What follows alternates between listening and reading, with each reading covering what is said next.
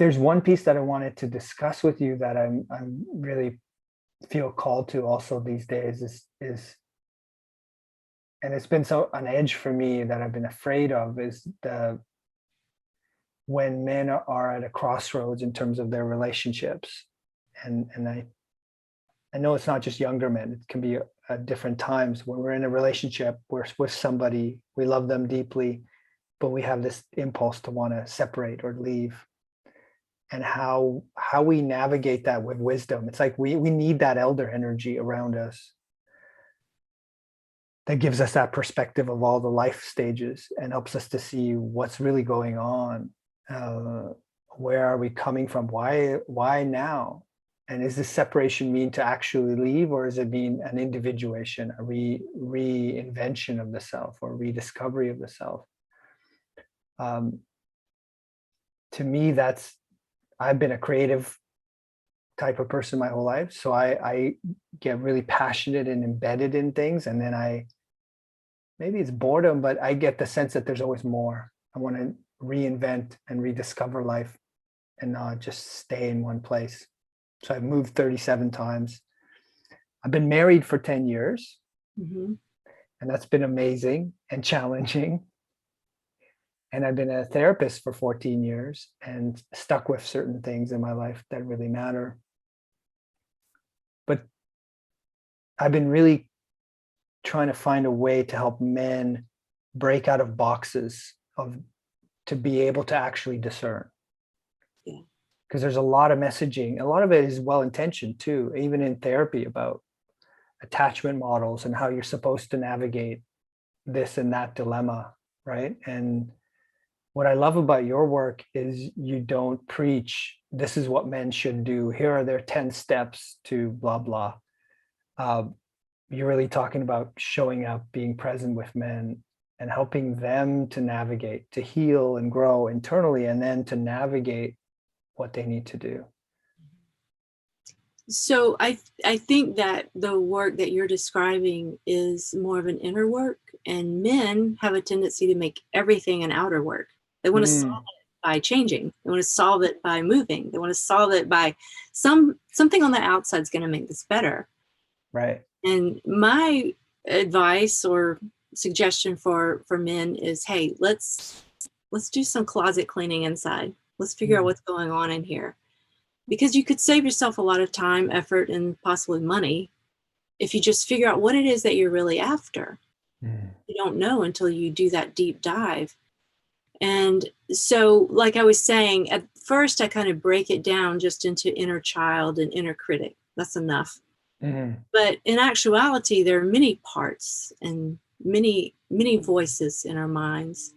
So one of the exercises that just recently I suggested a man do, he couldn't figure out how to make a particular decision. And I noticed he kept censoring himself. Like he wouldn't even let himself consider this.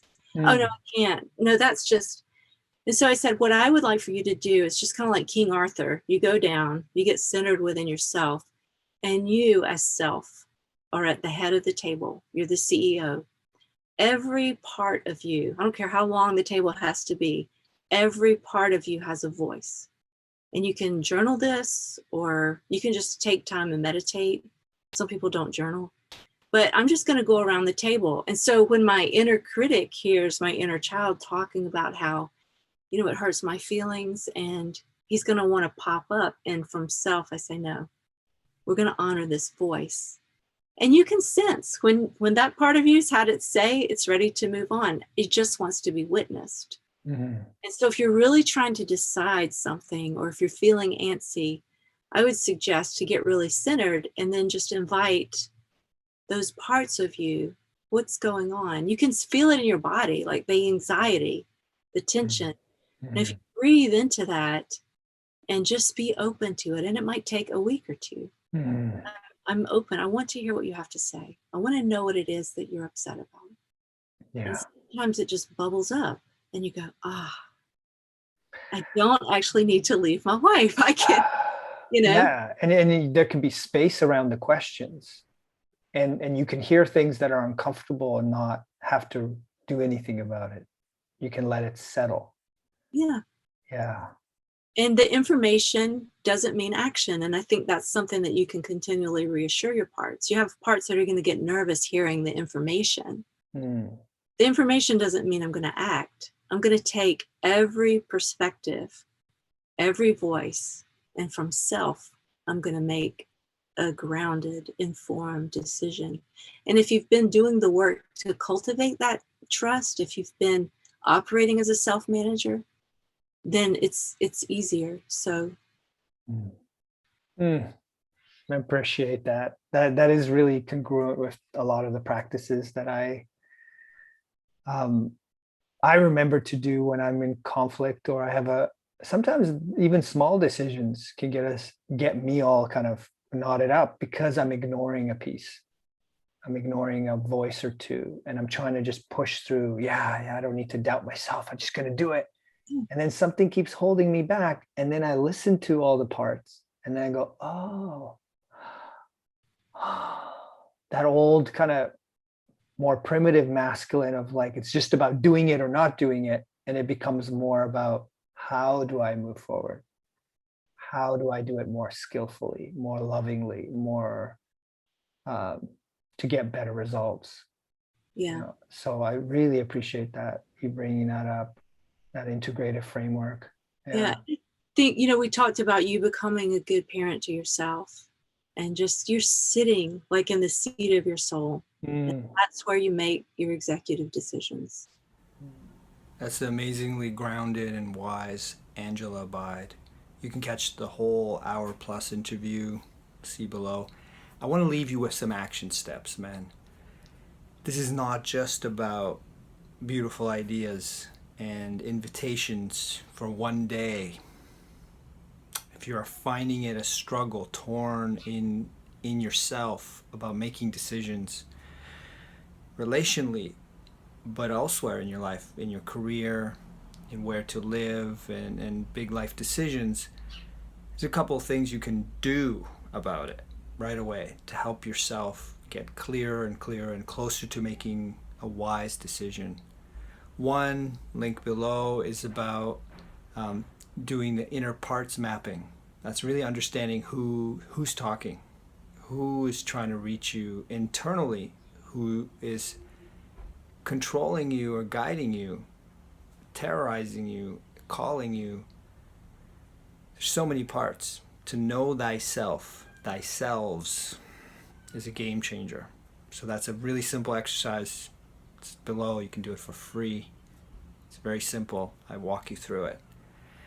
Two, if you're struggling and on the fence in your relationship, I really recommend that you sign up for my Stay or Go Choosing Wisely free training.